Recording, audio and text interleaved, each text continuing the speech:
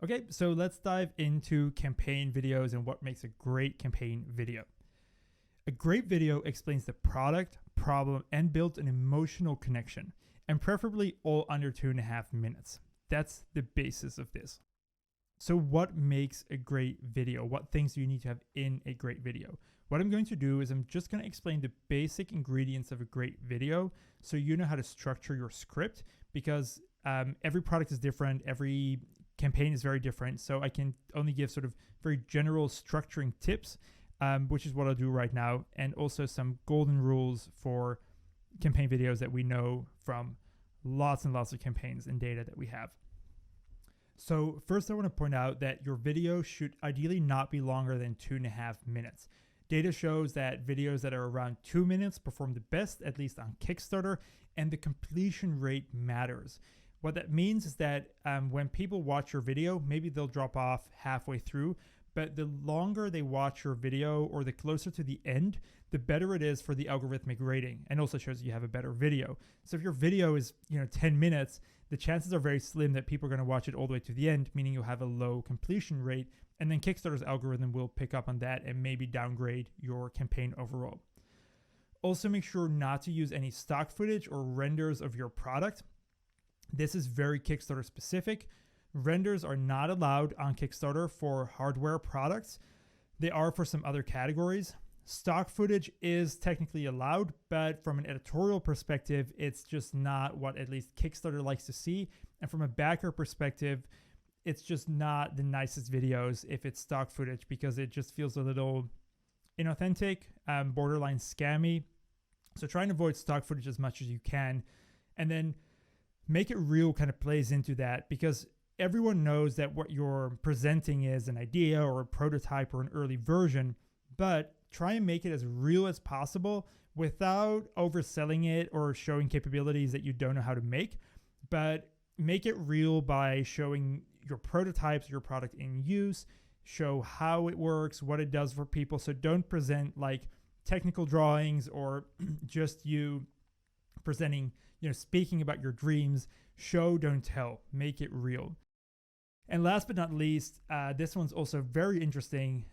Data shows that campaign videos that have the founder or the creator, at least as a voiceover and preferably in the video, those campaigns tend to do better because backers feel an emotional connection to the person behind it. They won't just back it for the product. They'll also back it for, offering support to the people behind the project. And that's very important if you can incorporate that. The more personal, the better. So how do you structure your script? We have 4 structures, 4 essential elements that we use in every video that we make that I highly recommend doing this way. And not everyone does it this way. And again, we also have $1 million campaigns where the creator chose to do it differently. But this, according to us, is kind of like the golden structure, the best setup to do it.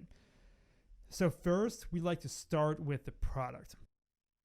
A lot of people like to start with the problem. So, for example, think about an infomercial. Have you ever noticed your old broom just isn't good enough? Introducing something better. That is very infomercial style, and that means that you lead with the negative. So we like to switch that around. We like to start with the positive by saying, look at this beautiful new thing that we have made, and here's the problem that it solves, because other products have XYZ issues, and this one solves it.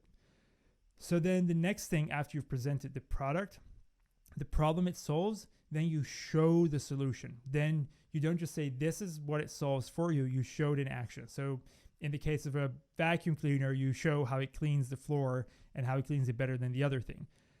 And then lastly, the creator.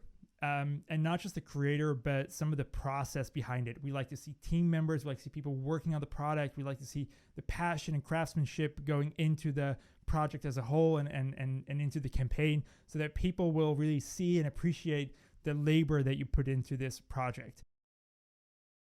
In that sequence, under 2.5 minutes, for us makes the perfect video. So do with that as you will. There's a lot of different videos and video styles out there, but if you don't know where to start, if you don't know how to start your scripting, I highly recommend starting with this structure: product, problem, solution, and then the creator / the process.